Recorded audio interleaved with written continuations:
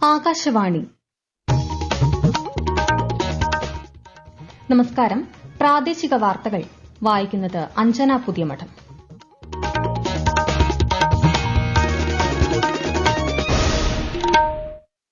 പ്രധാന വാർത്തകൾ. കിസാൻ സമ്മാൻ നിധിയുടെ 18ാം ഗഡുവിന്റെ വിതരണ ഉദ്ഘാടനം പ്രധാനമന്ത്രി നരേന്ദ്രമോദി മഹാരാഷ്ട്രയിൽ അല്പസമയത്തിനകം നിർവഹിക്കും. കുട്ടികളുടെ ഭാവിക്കും ഉയർന്ന വിദ്യാഭ്യാസ നിലവാരത്തിനും പരിഷ്കരണങ്ങൾ നടത്താൻ സർക്കാർ പ്രതിജ്ഞാബദ്ധമെന്ന് മുഖ്യമന്ത്രി പിണറായി വിജയൻ. പുതിയ 30 സ്കൂൾ കെട്ടിടങ്ങൾ മുഖ്യമന്ത്രി നാടിന് സമർപ്പിച്ചു. ഹരിയാനയിൽ നിയമസഭാ തെരഞ്ഞെടുപ്പിന്റെ വിധിയെഴുത്ത് തുടരുന്നു. 11 മണിവരെ 22.7% പോളിംഗ്. മഞ്ചേശ്വരം തെരഞ്ഞെടുപ്പ് കോഴക്കേസിൽ മുഴുവൻ പ്രതികളും കുറ്റവിമുക്തർ. വിധി കാസർഗോഡ് സെഷൻസ് കോടതിയുടേത്. ISL ഫുട്ബോളിലും വനിതാ 2020 ലോകകപ്പ് ക്രിക്കറ്റിലും ഇന്ന് 2 മത്സരങ്ങൾ വീതം. വാർത്തകൾ വിശദമായി. പ്രധാനമന്ത്രി നരേന്ദ്രമോദി കിസാൻ സമ്മാൻ നിധിയുടെ 18ാം ഗഡു വിതരണ ഉദ്ഘാടനം അല്പസമയത്തിനകം മഹാരാഷ്ട്രയിൽ നിർവഹിക്കും. രാജ്യത്ത് ഉടനീളമുള്ള 9.4 കോടി കർഷകർക്ക് 20,000 കോടിയിലധികം രൂപയാണ് ലഭിക്കുക.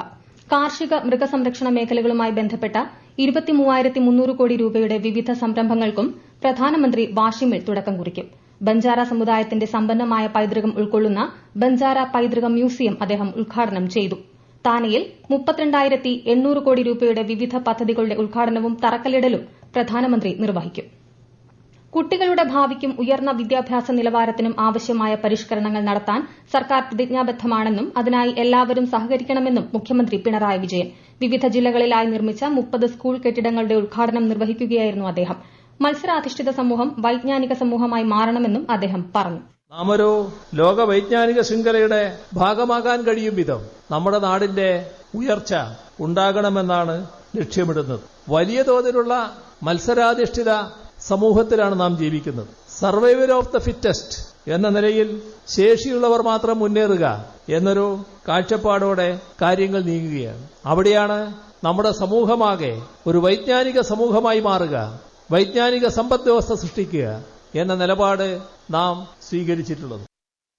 സംസ്ഥാന സർക്കാരിന്റെ നവകേരളം കർമ്മ പദ്ധതി, വിദ്യാകിരണം മിഷന്റെ ഭാഗമായി കിഫ്ബി, പ്ലാൻ ഫണ്ട്, മറ്റു ഫണ്ടുകൾ എന്നിവ പ്രയോജനപ്പെടുത്തിയാണ് ഹൈടെക് ക്ലാസ് മുറികളുമായി പുതിയ 30 സ്കൂൾ കെട്ടിടങ്ങൾ നിർമ്മിച്ചത്. 12 പുതിയ കെട്ടിടങ്ങളുടെ തറക്കല്ലിടലും അദ്ദേഹം നിർവഹിച്ചു. ഹരിയാന നിയമസഭാ തെരഞ്ഞെടുപ്പിന്റെ വോട്ടെടുപ്പ് പുരോഗമിക്കുന്നു. 11 മണിവരെ 22.7% പോളിംഗാണ് രേഖപ്പെടുത്തിയത്. 90 അംഗ നിയമസഭയിലേക്ക് ഒറ്റഘട്ടമായുള്ള വോട്ടെടുപ്പാണ് ഇന്ന് രാവിലെ 7 മണിയോടെ ആരംഭിച്ചത്. വൈകുന്നേരം 6 മണിവരെയാണ് പോളിംഗ്. 1031 സ്ഥാനാർത്ഥികളാണ് തെരഞ്ഞെടുപ്പിൽ മത്സരിക്കുന്നത്. 2,03 ലക്ഷം വോട്ടർമാർ സമ്മതിദാനാവകാശം വിനിയോഗിക്കും. 20,632 പോളിംഗ് ബൂത്തുകളാണ് സജ്ജീകരിച്ചിട്ടുള്ളത്. ബൂത്തുകളിൽ സുരക്ഷ ശക്തമാക്കി. വെബ്കാസ്റ്റിംഗ് ഉൾപ്പെടെയുള്ള സംവിധാനങ്ങളും ഏർപ്പെടുത്തിയിട്ടുണ്ട്. വോട്ടെണ്ണൽ ജമ്മുകശ്മീരിനൊപ്പം ഈ മാസം 8-ന് നടക്കും. വിദൂര സ്ഥലങ്ങളിലെ ആദിവാസി കുടുംബങ്ങൾക്കായി ഒരുക്കിയ സഞ്ചരിക്കുന്ന റേഷൻ കടകളുടെ ഉദ്ഘാടനം മന്ത്രി ജി ആർ അനിൽ അല്പസമയത്തിനകം നിർവഹിക്കും. ഉടുമ്പൻചോല താലൂക്കിൽ ശാന്തൻപാറ ഗ്രാമപഞ്ചായത്തിലെ ആടുവിളന്താൻകുടി, ശങ്കരപാണ്ഡ്യൻമേട്ട്, ദേവികുളം താലൂക്കിലെ നല്ലതണ്ണി, കടലാർ, നയമക്കാട് പ്രദേശങ്ങളിലേക്കുമാണ് സഞ്ചരിക്കുന്ന റേഷൻ കടകൾ ആരംഭിക്കുന്നത്. ദേശീയ ഭക്ഷ്യ ഭദ്രതാ നിയമം ഫലപ്രദമായി നടപ്പാക്കുന്നതിന്റെ ഭാഗമായാണ് പദ്ധതി. പാലക്കാട് കണ്ണാടി ഹയർ സെക്കൻഡറി സ്കൂളിലെ വിജയോത്സവം കേന്ദ്ര സഹമന്ത്രി ജോർജ് കുര്യൻ ഉദ്ഘാടനം ചെയ്തു. വിദ്യാർത്ഥികളുടെ സ്വപ്നങ്ങൾക്ക് പിന്തുണ നൽകാൻ അധ്യാപകർക്കും രക്ഷിതാക്കൾക്കും കഴിയണമെന്ന് കേന്ദ്ര സഹമന്ത്രി പറഞ്ഞു. 10ാം ക്ലാസ്, +2 പരീക്ഷകളിലെ ഉന്നത വിജയം നേടിയ വിദ്യാർത്ഥികൾക്കുള്ള പുരസ്കാരങ്ങൾ അദ്ദേഹം വിതരണം ചെയ്തു. കേന്ദ്ര സഹമന്ത്രി ജോർജ് കുര്യൻ ഇന്ന് പാലക്കാട് ജില്ലയിലെ വിവിധ പരിപാടികളിൽ പങ്കെടുക്കുന്നുണ്ട്. ഈ വാർത്തകൾ ആകാശവാണിയിൽ നിന്ന്.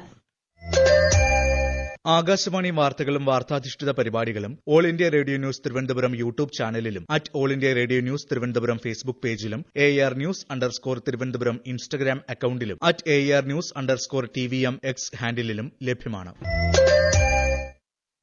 ആകാശവാണി തിരുവനന്തപുരം പ്രാദേശിക വാർത്താ വിഭാഗം അവതരിപ്പിക്കുന്ന പ്രത്യേക പരിപാടിയായ നല്ല വാർത്ത എല്ലാ ശനിയാഴ്ചയും വൈകുന്നേരം 6:40-ന് പ്രക്ഷേപണം ചെയ്യും. ഇന്ന് 6:30-ന്റെ പ്രാദേശിക വാർത്തകൾക്ക് ശേഷം നല്ല വാർത്ത കേൾക്കാം. മഞ്ചേശ്വരം തെരഞ്ഞെടുപ്പ് കോഴക്കേസിൽ ബിജെപി സംസ്ഥാന അധ്യക്ഷൻ കെ സുരേന്ദ്രൻ കുറ്റവിമുക്തനായി. കേസിൽ ഉൾപ്പെട്ട 6 പേരുടെയും വിടുതൽ ഹർജി പരിഗണിച്ച കാസർഗോഡ് ജില്ലാ സെഷൻസ് കോടതിയാണ് കുറ്റവിമുക്തരാക്കി ഉത്തരവിട്ടത്. കേസ് നിലനിൽക്കില്ലെന്ന വാദം കോടതി അംഗീകരിക്കുകയായിരുന്നു. കേസ് ആസൂത്രിതമായിരുന്നതായും സത്യം വിജയിച്ചതായും ശ്രീ കെ സുരേന്ദ്രൻ മാധ്യമങ്ങളോട് പ്രതികരിച്ചു. മഞ്ചേശ്വരത്തെ ബിഎസ്പി സ്ഥാനാർത്ഥിയായ കെ സുന്ദരയ്ക്ക് തെരഞ്ഞെടുപ്പുമായി ബന്ധപ്പെട്ട് പണം നൽകിയെന്നാണ് കേസ്. അപ്പീൽ നൽകുമെന്ന് പരാതിക്കാരൻ വി രമേശൻ പറഞ്ഞു.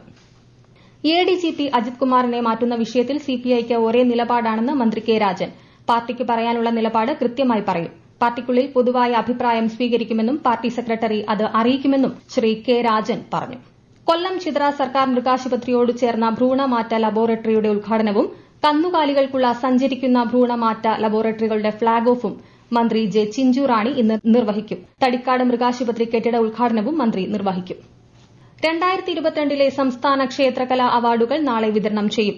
കണ്ണൂർ പഴയങ്ങാടി എരിപുരത്തെ മാടായി ബാങ്ക് ഓഡിറ്റോറിയത്തിൽ നടക്കുന്ന ചടങ്ങിൽ മന്ത്രി വി എൻ വാസവനാണ് അവാർഡുകൾ സമ്മാനിക്കുക. കൂടുതൽ വിവരങ്ങളുമായി ആകാശവാണി കണ്ണൂർ ജില്ലാ പ്രതിനിധി കെ ഒ ശശിധരൻ. ആകെ 36 പേർക്കാണ് അക്കാദമിയുടെ വിവിധ അവാർഡുകൾ നൽകുന്നത്. ക്ഷേത്ര കലാശ്രീ പുരസ്കാരം ഗായിക കെ എസ് ചിത്രയ്ക്ക് മന്ത്രി സമ്മാനിക്കും. ക്ഷേത്രകലാ fellowship doctor Rajashree Warrier, doctor R L V Ramakrishnan എന്നിവർ മന്ത്രിയിൽ നിന്ന് ഏറ്റുവാങ്ങും. വിവിധ വിഭാഗങ്ങളിലെ ക്ഷേത്രകലാ പുരസ്കാരത്തിന് 25 പേരാണ് അർഹരായത്. ഗുരുപൂജ പുരസ്കാരത്തിന് 6 പേരും അർഹരായി. ചാക്യാർകൂത്ത് കലാകാരൻ കലാമണ്ഡലം ശ്രീനാഥ്, കൃഷ്ണനാട്ടം കലാകാരൻ എം പി വിഷ്ണുപ്രസാദ് എന്നിവർക്ക് യുവപ്രതിഭാ പുരസ്കാരവും സമ്മാനിക്കും. കണ്ണൂർ മാടായിക്കാവ് കേന്ദ്രീകരിച്ചാണ് ക്ഷേത്രകലാ അക്കാദമി പ്രവർത്തിക്കുന്നത്. വനിതാ 2020 ക്രിക്കറ്റ് ടൂർണമെന്റിൽ ഇന്ന് 2 മത്സരങ്ങൾ. വൈകിട്ട് 3:30 നടക്കുന്ന മത്സരത്തിൽ ഓസ്ട്രേലിയ ശ്രീലങ്കയുമായി ഏറ്റുമുട്ടും. രാത്രി 7:30 ബംഗ്ലാദേശും ഇംഗ്ലണ്ടും തമ്മിലാണ് പോരാട്ടം. ISL ഫുട്ബോളിൽ ഇന്ന് 2 മത്സരങ്ങൾ. വൈകുന്നേരം 5:30 ജംഷഡ്പൂരിൽ നടക്കുന്ന ആദ്യ മത്സരത്തിൽ ജംഷഡ്പൂർ FC ഈസ്റ്റ് ബംഗാളിനെ നേരിടും. 7:30 കൊൽക്കത്തയിൽ നടക്കുന്ന രണ്ടാം മത്സരത്തിൽ മോഹൻ ബഗാൻ മുഹമ്മദൻ SCയുമായി ഏറ്റുമുട്ടും. കണ്ണൂരിൽ നടക്കുന്ന സംസ്ഥാന സ്പെഷ്യൽ സ്കൂൾ കലോത്സവത്തിൽ കോഴിക്കോട് ജില്ല മുന്നിൽ. തൃശൂർ ജില്ല രണ്ടാമതും മലപ്പുറം 3ാം സ്ഥാനത്തുമാണ്. കലോത്സവം ഇന്ന് സമാപിക്കും. സമാപന സമ്മേളനം സ്പീക്കർ AN ഷംസീർ ഉദ്ഘാടനം ചെയ്യും.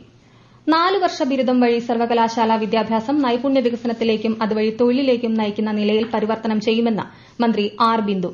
ഉന്നത വിദ്യാഭ്യാസ രംഗത്ത് ചരിത്രപരമായ മാറ്റങ്ങൾക്കാണ് സർക്കാർ നേതൃത്വം നൽകുന്നതെന്നും മന്ത്രി കണ്ണൂരിൽ പറഞ്ഞു. സംസ്ഥാനത്ത് ഇടിമിന്നലോട് കൂടിയ മഴ തുടരും. ഇന്ന് മലപ്പുറം, കോഴിക്കോട്, വയനാട്, കണ്ണൂർ ജില്ലകൾക്ക് കേന്ദ്ര കാലാവസ്ഥാ വകുപ്പ് മഞ്ഞ ജാഗ്രതാ നിർദ്ദേശം നൽകി. ബംഗാൾ ഉൾക്കടലിലെ ചക്രവാത ചുഴിയുടെ പ്രഭാവത്താലാണ് സംസ്ഥാനത്ത് മഴ തുടരുന്നത്. സ്വർണ്ണവിലയിൽ മാറ്റമില്ല. ഗ്രാമിന് 7120 രൂപയും പവന് 56,960 രൂപയുമാണ് ഇന്നത്തെ വില. മാഹി സെയിന്റ് തെരേസ ബസിലിക്ക ദേവാലയത്തിലെ തിരുനാളിന് ഇന്ന് കൊടിയേറും. തീർത്ഥാടന കേന്ദ്രത്തിന് ബസിലിക്ക പദവി ലഭിച്ചതിനു ശേഷം നടക്കുന്ന ആദ്യ തിരുനാളാണ് ഇത്. രാവിലെ കോഴിക്കോട് രൂപത വികാരി ജനറൽ ജെൻസൺ പുത്തൻവീട്ടിലിന്റെ കാർമ്മികത്വത്തിലാണ് കൊടിയേറ്റം. ഈ മാസം 22 വരെയാണ് തിരുനാൾ ആഘോഷം. പ്രധാന വാർത്തകൾ വീണ്ടും. കിസാൻ സമ്മാൻ നിധിയുടെ 18ാം ഗഡുവിന്റെ വിതരണ ഉദ്ഘാടനം പ്രധാനമന്ത്രി നരേന്ദ്രമോദി മഹാരാഷ്ട്രയിൽ അല്പസമയത്തിനകം നിർവഹിക്കും. കുട്ടികളുടെ ഭാവിക്കും ഉയർന്ന വിദ്യാഭ്യാസ നിലവാരത്തിനും പരിഷ്കരണങ്ങൾ നടത്താൻ സർക്കാർ പ്രതിജ്ഞാബദ്ധമെന്ന് മുഖ്യമന്ത്രി പിണറായി വിജയൻ. പുതിയ 30 സ്കൂൾ കെട്ടിടങ്ങൾ മുഖ്യമന്ത്രി നാടിന് സമർപ്പിച്ചു. ഹരിയാനയിൽ നിയമസഭാ തെരഞ്ഞെടുപ്പിന്റെ വിധിയെഴുത്ത് തുടരുന്നു. 11 മണിവരെ 22.7% പോളിംഗ്. മഞ്ചേശ്വരം തെരഞ്ഞെടുപ്പ് കോഴക്കേസിൽ മുഴുവൻ പ്രതികളും കുറ്റവിമുക്തർ. വിധി കാസർഗോഡ് സെഷൻസ് കോടതിയുടേത്. ISL ഫുട്ബോളിലും വനിതാ 2020 ലോകകപ്പ് ക്രിക്കറ്റിലും ഇന്ന് 2 മത്സരങ്ങൾ വീതം. പ്രാദേശിക വാർത്തകൾ കഴിഞ്ഞു.